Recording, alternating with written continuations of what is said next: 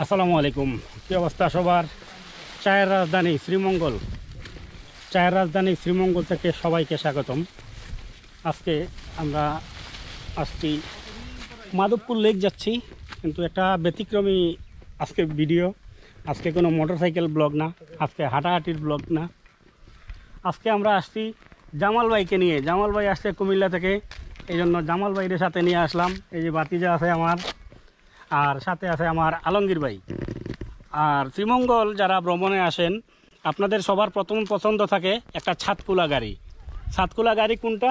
অবশ্যই জিপ। আর জিপ যদি চায়, সবাই চায় লাল জিপ। লাল গাড়ির টান বেশি।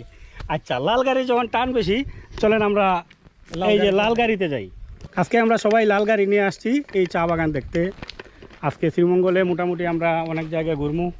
মাধবপুর লেক সহ লাওয়াচড়া, তারপর মাধবপুর লেক, নূরজাহান চা বাগান, আরও আশেপাশের যত জায়গা আছে সব জায়গায় ঘুরবো। এই যে আমার মা।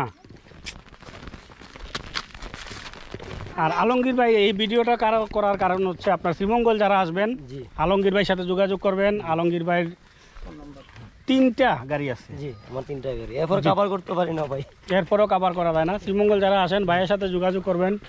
এই যে ভাইয়ের গাড়ি। শ্রীমঙ্গল যারা আসবেন, ভাইয়ের সাথে যোগাযোগ করবেন। আমি ভাইয়ের নাম্বার দিয়ে দিব, আপনারা ভাইয়ের সাথে যোগাযোগ করবেন।